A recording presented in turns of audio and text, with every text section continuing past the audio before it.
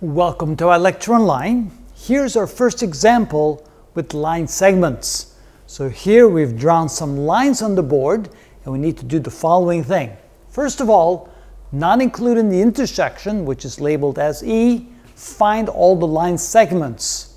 Secondly, then including the intersection, so including E, find all the opposite rays. Then we're going to ask the question and answer the question, is AE equal to AB? And so we have to understand what these symbols mean. And finally, what is the length of the line segment AB? And notice, here we have AB with an arrow, there we have AB with just a line on top, no arrow involved. So what do those symbols mean? What do we do with them? How do we answer those questions? So first, we're going to act as if the point E doesn't exist.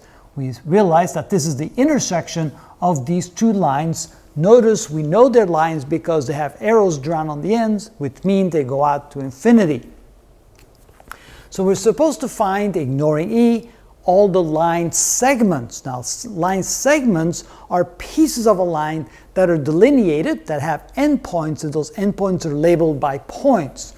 So here we have a point A, there we have a point B. So the line segment, the section of the line, of this line right here that runs through the points A, E, and B, this section here can be considered a line segment. And how do we denote that? We denote that with simply the two letters and a line on top. So for answer number 1, we can say that A to B is a line segment. And so we put a line on top of that. We're ignoring the point E. And then we can see the other line. We have two endpoints. We have an endpoint here, an endpoint there of that piece of the line, that section of the line. That's called a line segment. And therefore, we can say, yes, that is also a line segment.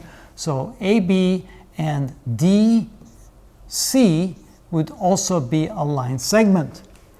Now, could we write BA and CD? Yes, we could. We can say that AB, the line segment, is the same as BA. It doesn't matter which letter you put first, it means the exact same thing. And we could write that DC is equal to CD. So just means exactly the same thing. All right, for number 2, now including the intersection, find all the opposite rays. Remember, a ray is a piece of a line that has only one endpoint, and on the other side it goes on to infinity. So we can say that starting from E, we go through the point A and on to infinity, that would be a ray. And starting from the point E, going through B, going to the opposite direction, that's another ray. Since they go in opposite directions and they start from the same point, then those would be two opposite rays. So the first opposite ray, the first one, could be explained as EA with an arrow on top like that. That means this is a ray because it only has an arrow on one side, not on the other side.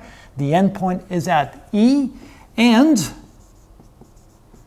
we could start from E and go to B and on to infinity, so we draw a little arrow on top of it. So those two, EA and EB, are opposite rays.